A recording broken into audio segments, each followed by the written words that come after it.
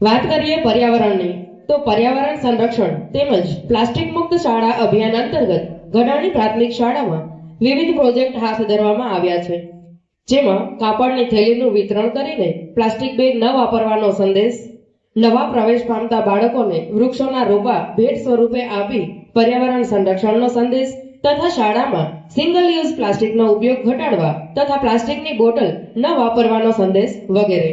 અને ગર્વની વાત આપણા માટે એ છે કે આ પ્રોજેક્ટ હાથ ધરવાથી આપણે પ્લાસ્ટિકનો ઉપયોગ ઘટાડી ને પર્યાવરણ સંરક્ષણ તો કરી જ રહ્યા છીએ, સાથે સાથે કુમળી વયના બાળકોમાં આ ઉમદા વિચારોનું સિંચન આપણે કરી શકીએ છીએ.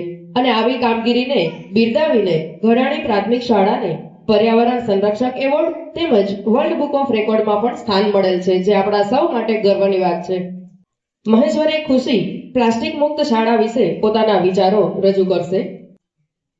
મારું નામ મહેશ્વરી ખુશી કાંજીભાઈ છે. હું ધોરણ 8 માં અભ્યાસ કરું છું. હું આજે તમને પ્લાસ્ટિક મુક્ત શાળા વિશે 2-3 શબ્દો કહીશ, તે સાંભળવા મારી નમ્ર વિનંતી. આદરણીય ગુરુજનો, ગ્રામજનો અને મારા વાલા વિદ્યાર્થી મિત્રો, અમારી શાળા પ્લાસ્ટિક મુક્ત શાળા અંતર્ગત શ્રી ગઢાણી શાળાને વર્લ્ડ રેકોર્ડ બુકમાં સ્થાન મળ્યું છે, જે ગઢાણી શાળા અને ગામ માટે ગૌરવની વાત છે.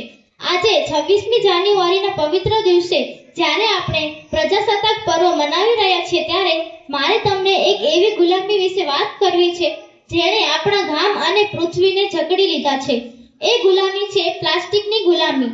મિત્રો, પ્લાસ્ટિક એક એવો રાક્ષસ છે જે ક્યારે મરતો નથી. તમે લોખંડને કટાઈ જતા જોયું હશે, લાકડાને સડી જતા જોયું હશે, પણ પ્લાસ્ટિક એ હજારો વર્ષો સુધી એવુંનું એવું રહે છે. એ આપણી જમીનને બંજર બનાવે છે અને પર્યાવરણને ઝેરી કરે છે. આજે આપણે જોઈએ છે કે દુકાનોમાં જાત જાતના રંગબેરંગી પડીકા મળે છે. એ પડીકાની અંદર જે ચીજ છે તે મોટે ભાગે આપણા શરીર માટે કચરો જ છે.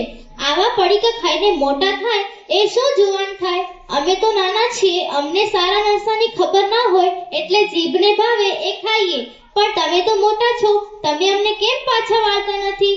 તમને અમારા પર કેમ દયા આવતી નથી? આ પેકેટ ખાલી થયા પછી તેનું પ્લાસ્ટિક આપણી શેરીઓમાં, ગટરોમાં અને ગાયોના પેટમાં જાય છે. આ પ્લાસ્ટિક ખાવાથી કેટલીક ગાયો મૃત્યુ પામે છે. શું આપણે આપણી ગાય માતાને આ ઝેર ખવડાવવા માંગીએ છીએ? પ્લાસ્ટિક મુક્ત શાળાનો સંકલ્પ. અમારી શાળાના મિત્રોને મારી એક વિનંતી છે કે ચાલો આપણે આપણી શાળાને સિંગલ યુઝ પ્લાસ્ટિકથી મુક્ત બનાવીએ. શાળાના મેદાનમાં, વર્ગખંડમાં કે ક્યાંય પણ પ્લાસ્ટિકનો કચરો ન કરીએ. જો વિદ્યાધામ સ્વચ્છ હશે તો જ આપણું ગામ શોભશે. વડીલો અને ગ્રામજનોને પણ મારી એક વિનંતી છે કે તમે જ્યારે બજારમાં શાકભાજી, કરિયાણું, કોઈ પણ ચીજ વસ્તુ લેવા જાઓ ત્યારે ઘરેથી કાપડની થેલી લઈને જ જાઓ. એ આપે તો પણ પાછી આપી દો અને સંદેશ આપો કે હું આજે કમસે કમ એક પ્લાસ્ટિક બચાવીશ. બીજા જે કરે તે, પણ મેં આજે એક પ્લાસ્ટિક પૃથ્વી પર ફેલાતું અટકાવ્યું, એનું મને આનંદ છે. કહે કાપડની થેલી, પ્લાસ્ટિકને કાઢો હડસેલી. જો આપણું ગામ પ્લાસ્ટિક મુક્ત બનશે તો જ આપણી ગટરો ચોખ્ખી રહેશે, જમીન ફળદ્રુપ રહેશે, તેમજ આપણે અને આપણા પશુઓ સુરક્ષિત રહીશું. આ પ્રજાસત્તાક પર્વે આપણે સંકલ્પ લઈએ કે પ્લાસ્ટિક હટાવીશું, ગામને બચાવીશું.